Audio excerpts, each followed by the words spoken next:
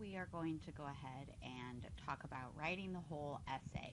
And before I go into the individual parts of writing the essay, I want to discuss, give you a nice introduction, a nice broad picture of how you'll be writing the essay. And the visual picture that I'm going to give as kind of an overview is a martini glass, which is also used in the SDSU version of engaging questions on page 85 to 86. So, like a martini glass, it starts out in the introduction, the top of the martini glass. It starts out general with a specific or this some kind of statement or hook. So an introduction is intended to move your audience from the general to the specific. So as will be found in your thesis. Because you need to walk your audience into the topic gradually, you begin with a generic statement or hook, nothing too specific. As the introduction continues, you slowly close in on your thesis, revealing more details to your audience.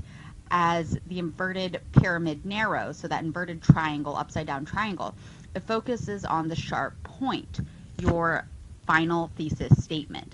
And we say thesis statement, and that usually entails or infers that there's an opinion. In here, there won't be an opinion, but it's going to be that nice, like kind of one sentence summary of what you're going to discuss in your body paragraphs. So we've got these body paragraphs, and this is shown in the stem. And so the body is a column, a straight line of points, one after the other, all in an orderly, organized row.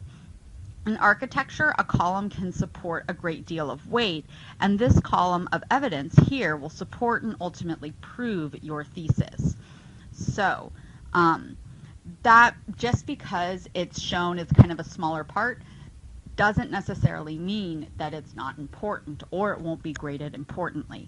Well, the introduction is shown as a large part. It is that's not where most of your grade or even the most important part of your essay is.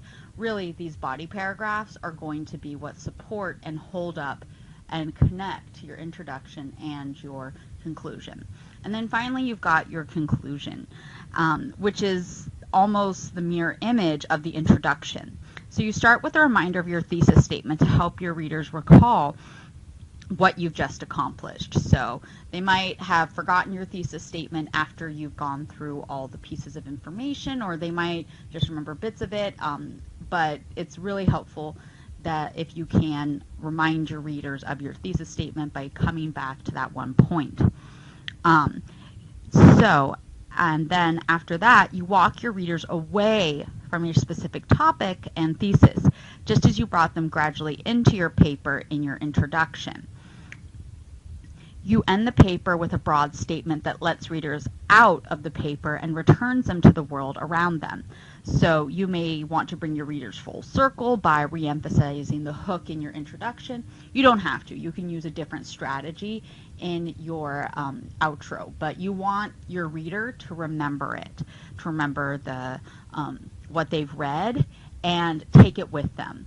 So that's going to be kind of the general introduction. I'm going to use the next few videos to describe the different these three different parts of the martini glass of your essay.